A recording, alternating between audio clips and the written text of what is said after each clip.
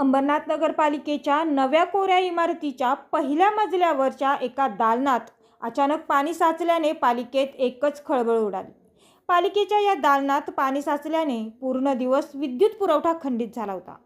त्यामुळे पालिकेच्या पहिल्या मजल्यावर सर्वत्र अंधाराचे साम्राज्य पसरलेले पाहायला मिळाले. तर वीजच नसल्याने संगणक बंद पडले असून शासकीय कामकाज देखील ठप्प झाला होता. दरम्यान याची माहिती अधिकाऱ्यांना मिळताच तातडीने वीज पुरवठा सुरळीत करण्याचे काम हाती घेण्यात आले असून युद्धपातळीवर काम सुरू करण्यात आले होते. बंद दालनात शौचालयाच्या भिंतीलगतच्या पाईपमधून पाणी आल्याचा प्राथमिक अंदाज व्यक्त केला जातोय.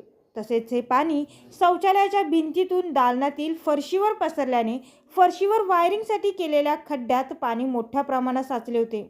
या खड्ड्यात अनेक वायरिंगचा गुत्था असल्याने शॉर्ट सर्किट होऊ नये यासाठी मजल्यावरील विद्युत पुरवठा खंडित करून पुढील दुरुस्तीचे काम हाती घेण्यात आले होते. मात्र याचा सर्व परिणाम पालिकेच्या कामकाजावर झालेला पाहायला मिळाला. दरम्यान या संदर्भात पालिका जनसंपर्क अधिकारी यांच्याशी संपर्क साधला असता संबंधित विद्युत विभागाला याची सूचना दिली असून युद्ध पातळीवर काम सुरू करण्यात आले आहे. तसेच लवकरच पहिल्या मजल्यावरचा वीज पुरवठा सुरळीत होणार असल्याची माहिती किमया पवार यांनी दिली. मात्र एकच वर्षापूर्वी बांधण्यात आलेल्या या प्रशासकीय इमारतीच्या पहिल्या मजल्याच्या या दालनात पाणी साचले कसे, हा प्रश्न मात्र अजूनही अनुत्तरितच आहे.